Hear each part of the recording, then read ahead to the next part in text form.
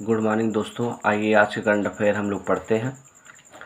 आज के current affair का आज हम पहला क्वेश्चन पढ़ते हैं। पहला क्वेश्चन है आयुष्मान उत्कृष्ट पुरस्कार 2022। तो आयुष्मान उत्कृष्ट पुरस्कार किसके लिए दिया जाता है? तो याद रखिएगा, जो ये पुरस्कार है ये दिया जाता है जो राष्ट्रीय स्वास्थ्य, आयुष्मान नाम से ही पता हो जाना चाहिए स्वास्थ्य सुविधाएं होती है। राष्ट्रीय स्वास्थ्य सुविधा में सर्वाधिक नामांकन के लिए, सुविधा में सर्वाधिक किस राज्य के लोगों ने भाग लिया, इसके लिए दिया जाता है। तो अगर आपसे बात किया जाए तो कौन से राज्य को मिला है, तो याद रखिएगा सर्वाधिक जनसंख्या वाला राज्य अपना यूपी को ही मिला है। बात समझ में आया। और अगर आपसे बात करें आयुष्मान योजना के बारे में, तो अभी उसकी चर्चा करते ही हैं, तो लेकिन उसको जानने से पहले सबसे पहले हमें उत्तर प्रदेश के बारे में चर्चा कर लेते हैं। तो जो आयुष्मान योजना है इसकी शुरुआत कब हुई थी? 2018 में हुई थी। और अगर आपसे बात करें तो इसमें क्या होता है, 5 लाख रुपए प्रत्येक फैमिली को, 5 लाख रुपए, चाहे फैमिली छोटी हो या बड़ी हो, उसको इलाज मुफ्त दिया जाता है, चाहे सरकारी अस्पताल हो या प्राइवेट अस्पताल हो। आइए यूपी की बात करते हैं कुछ। जैसे अभी यूपी में नया घाट चौराहा है, एक नया घाट चौराहा, इसका नाम बदला गया है। तो याद रखिएगा इसका नया नाम, उत्तर प्रदेश अयोध्या में नया घाट चौराहा है, इसका नया नाम हो गया है लता मंगेशकर चौराहा। पूछ ले तो बता दीजिएगा, इसका नया नाम है लता मंगेशकर चौराहा। लता मंगेशकर की बात, इनको क्या कहा जाता है? स्वर कोकिला कहा जाता है। इंपॉर्टेंट लाइन ये भी है। और अगर आपसे उत्तर प्रदेश के बारे में और नाम बदलने की बात करें तो अभी हाल ही में कजाकिस्तान की जो राजधानी है नूर सुल्ताना, इसका नया नाम क्या हो गया है? तो याद रखिएगा अस्ताना। और नाम बदलने की बात करें तो महाराष्ट्र में एक देवगिरी किला है, देवगिरी किला का नया नाम क्या हो गया है? तो याद रखिएगा दौलताबाद किला है, दौलताबाद किला है, इस किले का नया नाम हो गया है देवगिरी किला हो गया है। पूछे तो बता दीजिएगा ये भी। और अगर आपसे बात करें तो अभी हाल ही में 115वीं जयंती मनाई गई, किनकी? तो शहीद भगत सिंह की 115वीं जयंती मनाई गई। और इनकी जयंती के उपलक्ष्य में चंडीगढ़ हवाई अड्डे का नाम, चंडीगढ़ अंतर्राष्ट्रीय हवाई अड्डा का नाम क्या बदल के रखा गया? तो याद रखिएगा शहीद भगत सिंह इंटरनेशनल एयरपोर्ट हो गया है, अंतर्राष्ट्रीय हवाई अड्डा हो गया है शहीद भगत सिंह। ये भी आपको याद रखना है। अभी आपको ये भी और पता होगा कि अरुणाचल प्रदेश में जो आपको किब्यूथू मिलिट्री स्टेशन था, इसका नया नाम हो गया है general Bipin Rawat military station हो गया है। तो ये 3-4 बातें जो अभी लेटेस्ट में नाम बदलने की बात थी, उनकी चर्चा आपको हमने करवा दिया। आइए उत्तर प्रदेश की बात करते हैं। तो उत्तर प्रदेश के मुख्यमंत्री सब जानते हैं, फेमस हैं, योगी आदित्यनाथ जी हैं। उत्तर प्रदेश के मुख्यमंत्री योगी आदित्यनाथ जी हैं। और उत्तर प्रदेश की और बात करें तो यहाँ लोकसभा की कितनी सीटें हैं? 80 सीटें हैं। और पूछा जाए विधानसभा की कितनी सीटें हैं? तो 403 सीटें विधानसभा की हैं। राज्यसभा की कितनी सीटें हैं? याद रखिएगा राज्यसभा की यहाँ पे 31 सीटें हैं। और बात कर लेते हैं यहाँ पे विधान परिषद की कितनी सीटें हैं? तो विधान परिषद की यहाँ 100 सीटें हैं। सॉरी दिख नहीं रहा है, ये अब देखिएगा। लोकसभा की सबसे ज़्यादा 80 सीटें यहीं पे हैं। विधानसभा की सर्वाधिक सीटें 403 सीटें अपने यहीं पर हैं। राज्यसभा से 31 सीटें यहीं पे हैं। और अगर आपसे बात करें विधान परिषद की कितनी सीटें, 100 सीटें तो अपने उत्तर प्रदेश में ही है। तो ये रहा आज का हमारा पहला क्वेश्चन। आइए आज के दूसरे क्वेश्चन की ओर बढ़ते हैं। दूसरा क्वेश्चन क्या है? वैश्विक नवाचार सूचकांक 2022। अभी ये रिपोर्ट जारी किया गया। तो सबसे पहले ये जानते हैं जारी कौन करता है। तो याद रखिएगा इस रिपोर्ट को जारी करने वाली जो संस्था है विश्व बौद्धिक संपदा है। विश्व बौद्धिक संपदा संगठन जो है इस रिपोर्ट को जारी करती है, जिसका हेडक्वार्टर पूछ ले जिनेवा स्विट्ज़रलैंड में है। हेडक्वार्टर पूछ ले जिनेवा स्विट्ज़रलैंड में है। अगर हम बात करें तो इसमें लगातार 12वें वर्ष कौन शीर्ष पे रहा, तो 12वें वर्ष शीर्ष पे रहा है आपका वही स्विट्ज़रलैंड ही। स्विट्ज़रलैंड ये आपके लगातार 12 वर्ष शीर्ष पे रहा। और बात कर लेते हैं दूसरे पे अमेरिका और तीसरे पे कौन रहा, स्वीडन रहा। इसमें 80 मापदंडों की चर्चा की जाती है। कितने पैमाने पे चर्चा होती है, 80 पैमाने पे चर्चा होती है। 80 पैमानों में जो शीर्ष पे रहता है वही शीर्ष पे रखा जाता है। भारत इसमें किस नंबर पे आया 2022 में, तो भारत इसमें याद रखिएगा 40वें नंबर पे आया है। हाल ही में एक रिपोर्ट और जारी हुआ है जो आपके भारत के केंद्रीय पर्यटन मंत्रालय जारी किया है। रिपोर्ट का नाम है इंडिया टूरिज्म। ये रिपोर्ट जो है इंडिया टूरिज्म रिपोर्ट जो है, सबसे ज़्यादा टूरिज्म कहाँ पे आए, सबसे ज़्यादा विदेशी यात्री कहाँ पे आए, तो ये किसने जारी किया है, तो याद रखिएगा केंद्रीय पर्यटन मंत्रालय ने इसे क्या किया है, जारी किया है। केंद्रीय पर्यटन मंत्रालय से जारी किया है। अगर आपसे ये पूछे कि सबसे ज़्यादा टूरिज्म कहाँ पे आए हैं, तो याद रखिएगा सबसे ज़्यादा टूरिज्म ममल्लपुरम में आए हैं। याद रखिएगा सबसे ज़्यादा टूरिज्म ये कहाँ पे है, तमिलनाडु में है। और बात करें दूसरे नंबर पे कौन है, तो ताजमहल देखने आए हैं। और ताजमहल कहाँ है, अपने यूपी में है। याद रखिएगा यूपी आगरा में है। तो ये आपको 2 रिपोर्ट आपको हमने चर्चा किए। आइए कुछ और रिपोर्ट की चर्चा करते हैं। जैसे आइए बात कर लेते हैं कुछ और सूचकांक की। जी हाँ, तो अगर आपसे बात किया जाए तो अभी एक रिपोर्ट आई थी टॉप 500 सुपर कंप्यूटर की। तो आइए बात करते हैं टॉप 500 सुपर कंप्यूटर में शीर्ष पे कौन रहा। सबसे नंबर 1 पे सुपर कंप्यूटर कौन है, तो फ्रंटियर है। कहाँ का, अमेरिका का। दूसरा बात करें फुगाकू है। कहाँ का, ये भी याद रखिएगा जापान का फुगाकू सुपर कंप्यूटर है। तीसरे नंबर पे क्या है, ल्यूमी कहाँ का सुपर कंप्यूटर है, फिनलैंड का सुपर कंप्यूटर है। तो ये याद रखिएगा टॉप 500 सुपर कंप्यूटर में पहले पे विश्व में, तो पहले पे फ्रंटियर है अमेरिका का, फुगाकू जापान का, ल्यूमी है कहाँ का, ये। और भारत का कौन सा सुपर कंप्यूटर इस टॉप 500 में शामिल है, तो 111 नंबर पे आता है परम सिद्धि। ये इम्पोर्टेंट है भारत का 111 नंबर पे। और भारत का 132वें नंबर पे कौन सा आता है, प्रत्यूष आता है। और 249वें नंबर पे कौन आता है, मिहिर आता है। ये भारत के 3 सुपर कंप्यूटर जो टॉप 500 में शामिल हैं, परम सिद्धि, प्रत्यूष और मिहिर।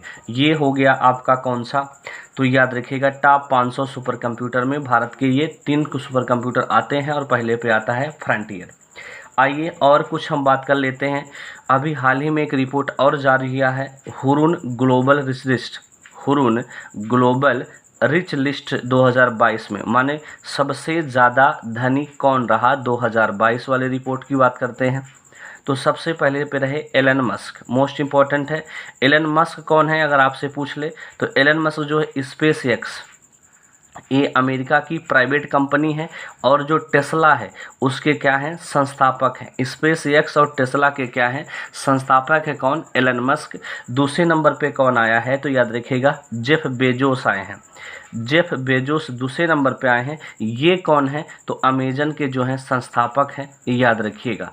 और भारत का कोई इसमें आया है, जी हाँ, भारत के 9वें स्थान पे शामिल हुए वही मुकेश अंबानी, नाम तो फेमस सुने ही होंगे, मुकेश अंबानी। और ये क्या है, आपके रिलायंस के जो क्या है, रिलायंस इंडिया लिमिटेड के क्या हैं, ये अध्यक्ष हैं। तो ये रहा आज के कुछ खास रिपोर्टेड जो इम्पोर्टेंट है, एग्जाम में बार बार ग्रुप डी में आए थे। ये पूछा गया था सुपर कंप्यूटर कौन सा है, कहाँ पे है, तो ये लाइन इम्पॉर्टेंट हो जाती है। आइए आज के हम तीसरे क्वेश्चन की ओर बढ़ते हैं। हमारा तीसरा क्वेश्चन क्या है, देखिएगा। हमारा तीसरा क्वेश्चन है जंगल सफारी पार्क। जंगल सफारी पार्क ये है विश्व का सबसे बड़ा जंगल सफारी पार्क बना है। कौन सा बना है, तो आइए हम इनकी भी चर्चा कर लेते हैं। तो ये दुनिया का सबसे बड़ा सफारी पार्क कहाँ बना, तो याद रखिएगा गुरुग्राम हरियाणा में बना है।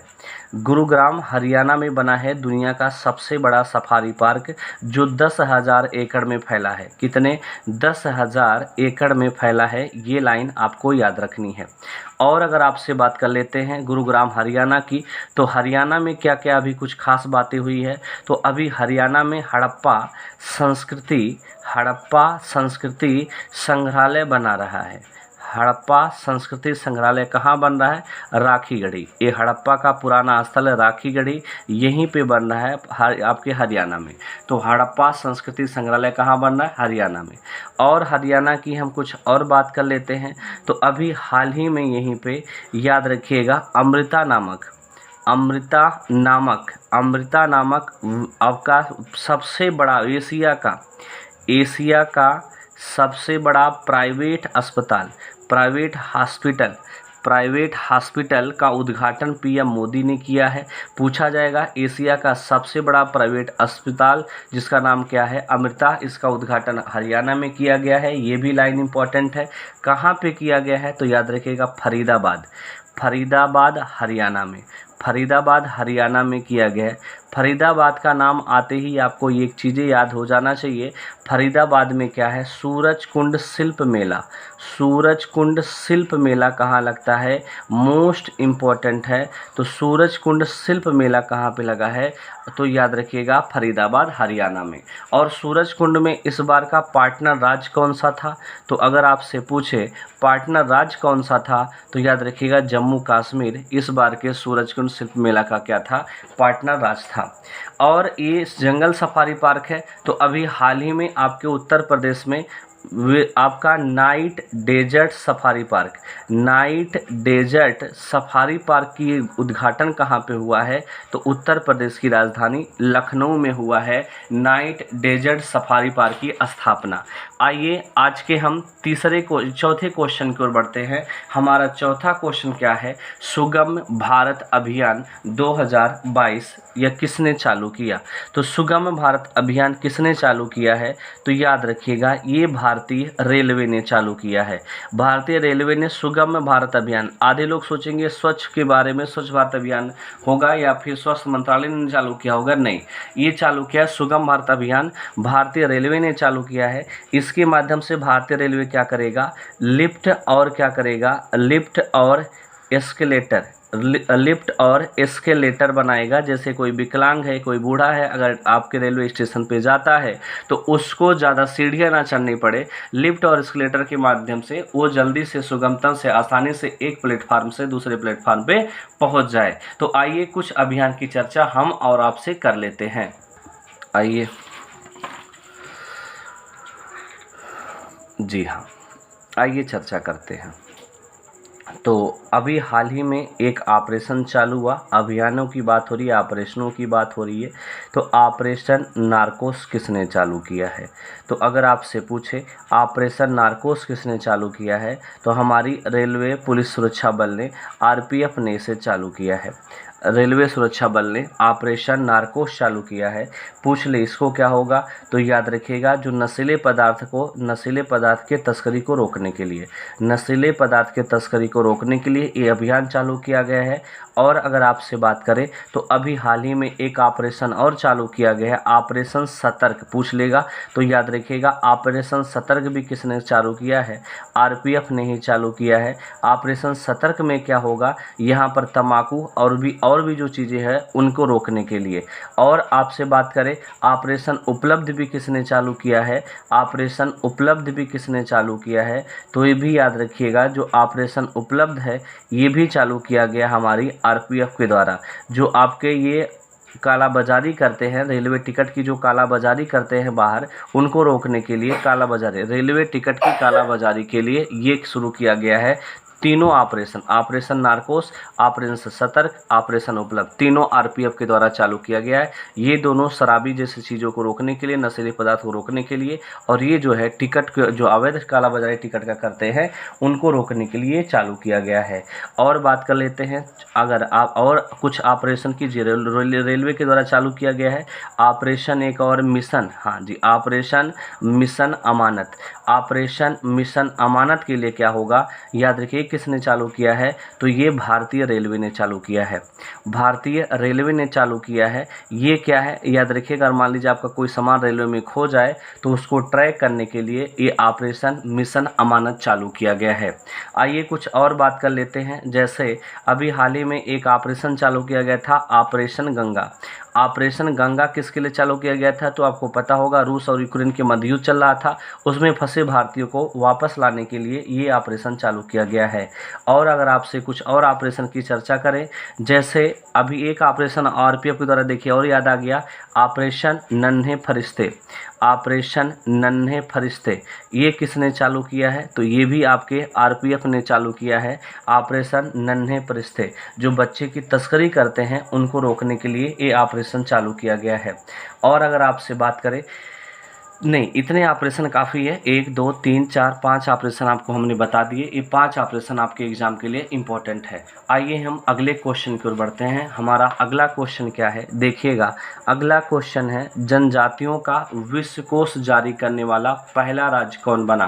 तो जनजातियों का विश्वकोश जारी करने वाला हमारा पहला राज्य बना है, ये इम्पोर्टेंट हो जाता है। जनजातियों का विश्वकोश माने जनजातियों क्या लाइफ में यूज करते हैं, कैसे रहते हैं, उनके रहन सहन, इन सभी को जारी करने वाला पहला देश बना है अपना उड़ीसा। उड़ीसा की बात कर लेते हैं तो उड़ीसा के सीएम कौन हो जाएंगे, तो याद रखिएगा नवीन पटनायक। उड़ीसा के सीएम कौन है, नवीन पटनायक, वही जो हैं इसका क्या किए हैं, उद्घाटन किए हैं। आइए हम बात कर लेते हैं कुछ उड़ीसा के बारे में और कुछ जनजातियों के बारे में, इंपॉर्टेंट बातें बात करेंगे। तो बात करें उड़ीसा का पुराने नाम के बारे में, तो इसका पुराना नाम उत्कल है, या एक नाम इसका पुराना नाम आपको और बता देते हैं जो बार बार एग्जामों में आता है, कलिंग उड़ीसा का पुराना नाम है। ठीक है, आइए उड़ीसा की बात कर लेते हैं। तो उड़ीसा की बात करें तो उड़ीसा में एक स्थान है कालाहांडी, पूछ लिया जाता है। उड़ीसा में एक स्थान है कालाहांडी जो सबसे सूखा प्रदेश है, इसलिए कालाहांडी को क्या कहा जाता है, भारत का इरिट्रिया कहा जाता है। भारत का इरिट्रिया किसे कहा जाता है, तो आप बता दीजिए। कालाहांडी को भारत का इरिट्रिया कहा जाता है क्योंकि इरिट्रिया में भी सूखा ज़्यादा होता है और यहाँ पर भी सूखा ज़्यादा होता है। क्यों ऐसा, क्योंकि ये वृष्टि छाया प्रदेश में, जैसे ये पहाड़ी एरिया है तो यहाँ पे मानसून गया, यहाँ पे बरसात ज़्यादा हो जाती है, जस्ट यहाँ बरसात नहीं हो पाती। एक तरफ बरसात है, एक तरफ बिल्कुल सूखा है, क्योंकि यहाँ पे बरसात नहीं हो पाती, बादल उड़ जाते हैं बारिश करके यहाँ पे, इसलिए इसे वृष्टि छाया प्रदेश कहा जाता है। आइए उड़ीसा के बारे में कुछ और बात कर लेते हैं। जैसे अगर आपसे बात करें उड़ीसा के बारे में, जी हाँ, आइए चर्चा करते हैं उड़ीसा के बारे में डीप में कुछ चीज़ें। जैसे उड़ीसा की बात करें तो उड़ीसा में एक झील है चिल्का झील। उड़ीसा में एक झील है चिल्का झील है जो इम्पोर्टेंट है। इसके बारे में अगर आपसे पूछे तो याद रखिएगा, ये जो है जो चिल्का झील है ये भारत की सबसे बड़ी खारे पानी की झील है। सबसे बड़े खारे पानी की क्या है, झील है। और सबसे इम्पोर्टेंट बात, सबसे बड़ी लैगून झील है। सबसे बड़ी क्या है, लैगून झील होती है। ये दो बातें चिल्का के बारे में आपको याद रखना है।